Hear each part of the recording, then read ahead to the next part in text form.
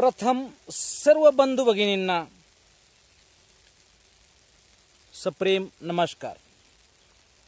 बंधू भगिनींनो, तुम्हाला एक प्रश्न विचारावा वाटतो आणि तुम्ही त्याचं उत्तर अगदी अचूक द्याल अशी आशा आहे।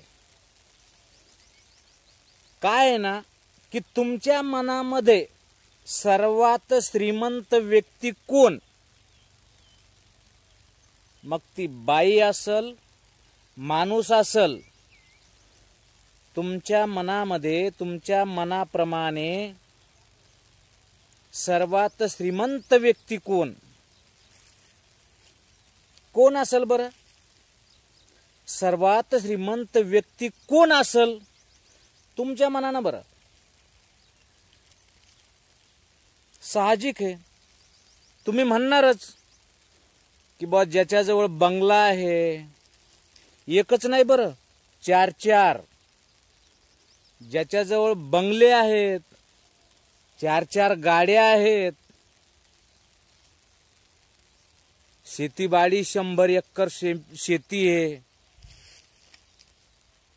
सर्व ठीकठाक आहे, बँकेत पैसा आहे, याच्या घरात तिजोऱ्या आहेत, घरातल्या तिजोऱ्या जर आता सध्या जर उघडल्या तर कमीत कमी 5-50 लाख रुपये तिजोऱ्यात भेटतील घरच्या। साहजिक आहे ना असं वाटणं? यायचे इथल्या तर बँका सोडा, यायच्या विदेशातल्या बँकात पैसे आहेत, बरोबर? याला म्हणसाल तुम्ही श्रीमंत माणूस, अति श्रीमंत माणूस। आणि आपल्याला तुम्हालाच काय मलाच काय सगळ्यालाच तेच वाटणार आहे का बा सगळ्यात श्रीमंत माणूस म्हणजे ज्याच्याकडे पैसा आहे, ज्याच्याकडे धन आहे, ज्याच्याकडे गाड्या बंगल्या सगळ्या काही व्यवस्थित चालू आहे, ज्याला रस्त्यानं जर चालला ना तर हजारो लोक वर हात करतात, भाऊ नमस्कार, नमस्कार भाऊ नमस्कार। भाऊला सगळे लोक हात वर करते, तुम्ही माणसा काय श्रीमंत माणूस आहे चला, ही श्रीमंती का भाऊ? नाही, माझ्या मते नाही। काय तुमच्याकडे गाड्या आहे, बंगले आहे, सगळं आहे, सगळं आहे, पण श्रीमंत व्यक्तीला विचारा, तो श्रीमंत आहे का? साधी गोष्ट आहे, तो श्रीमंत आहे का? नाही, तो श्रीमंत नाही। माणूस श्रीमंत मनानं पाहिजे, मनानं श्रीमंत पाहिजे, तनानं श्रीमंत पाहिजे।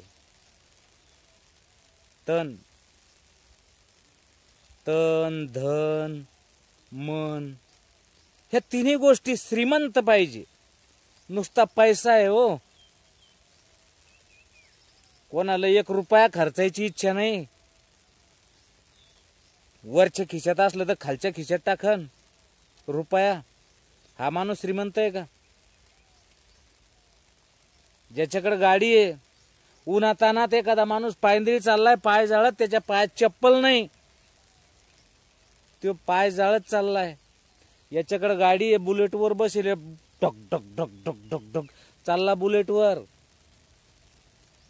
मोठ्यानं आवाज काढून आता गाड्याचे सायलेन्सर बदलून घेतलेत लोकांना, आता कमी आवाजात बुलेट आवाज देत नाही भाऊ, इनफीड म्हणतात तिला, कमी आवाजात पटत बी नाही, दुसरे सायलेन्सर तुम्ही ऐकला असा आवाज आता दुसऱ्या सायलेन्सरचा, अहो त्यो तर आवाज झालाच झाला, पण दुसरा एक आवाज बसून घेतला, आता इतकी तितकी गेली फटक, इतकी तितकी गेली फटक फटक, सगळ्या लोकांना डिस्टर्ब, आणि पुन्हा चाललाय बो, हा माहीत बी व्हायला पाहिजे। ह्या अशा गोष्टी आहेत। त्यो श्रीमंत नाही, त्यो गाडीवर चाललाय, बुलेटवर चाललाय, एक माणूस पायंदळी चाललाय, त्याला बसून घ्यायची इच्छा नाही, तो श्रीमंत आहे का? नाही, तो कसा श्रीमंत होईल? अरे तुझ्या मनामध्ये परोपकाराची भावना आहे का? मी एवढ्या मोठ्या 1,00,000-2 लाखाच्या गाडीत बसून चाललो, गाडीवर 50 लाखाची मर्सिडीज घरामध्ये उभी आहे, आज मी 2 लाखाच्या गाडीवर चाललोय, एक माणूस पायंदळी चाललाय, त्याच्यासोबत लेकरू का असे ना, अहो माणूस सोडा, एखादी बाई चालली नाही ना, मनामध्ये परोपकाराची भावना नाहीच. मनामध्ये एकच मोठी भावना आहे, फक्त मी मोठा आहे आणि सगळे बाकीचे छोटे. मी श्रीमंत आहे, बाकीचे सगळे गरीब, मला गरीबाशी घेणं देणं नाही, एकच भावना. आणि तुम्ही म्हणसाल तो श्रीमंत कसा होईल? श्रीमंत नाही, तो माझ्या मते तरी श्रीमंत नाही. धनाची गोष्ट झाली, तनाची गोष्ट. तन तन मन धन. तन कसं सुदृढ पाहिजे, सुदृढपणा. खरंच बुवा ज्याच्याकडे पैसा आहे त्याचं तन हे सुदृढ आहे का? शरीर सुदृढ आहे का? अहो खायला सोन्याच्या भावा इतकं पैसा खर्च करतात पाण्यासारखा. पण नको नको मला ते नको. अरे तुला नको, तू खाऊच नको. त्याला तुम्हाला सांगतो, किती पैसा असला किती नोटा असले तरी तो नोटा खात नाही. त्याला लागन अन्न पोटभर. आणि इथं कसं आहे, एक बारीकशी पोळी खाल्ली ना भाऊ, यायचे पोट भरून जातात. कारण यायच्या पोटामध्ये, यायच्या अंगामध्ये मरणाची व्याधी, मरणाच्या बिमाऱ्या. आणि हे श्रीमंत आहेत का? एवढे रोगीट माणसं हे श्रीमंत का? इतके रोग. अरे दवाखान्यामध्ये लाखानं कोटीनं गमवतेत, हे श्रीमंत का? गावाकड चला जरा, गावाकडली श्रीमंती पहा. शेतकरी माणूस आहे ना, शेतकरी माणूस दिवसभर राबतो हो, आणि रात्री जेवण करतोय का नाही कधी कधी तर त्याला जेवणाचं ध्यान नाही राहत. तो तसाच अंथरुणावर पडला ना गरकन झोपी जातो आणि टरार घोरायला लागतो. आबाद बिन फिक्री झोप. आणि हे तुम्ही ज्याला श्रीमंत म्हणताना, हे गोळ्या खातात झोपेसाठी तरी यायला झोपा येत नाही, याला श्रीमंत म्हणाव का? माझ्या मते तर नाही. आणि श्रीमंत माणूस, गरीब माणूस, गरीब तर सणान झोपतो बाबत.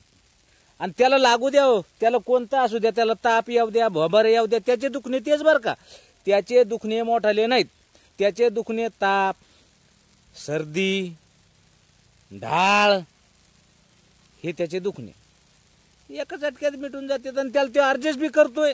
एखादा लागतंय बी, एखाद दोन टाचा बी पडतोय, काही होतंय, पण तरी तो त्याला जुमानत नाही.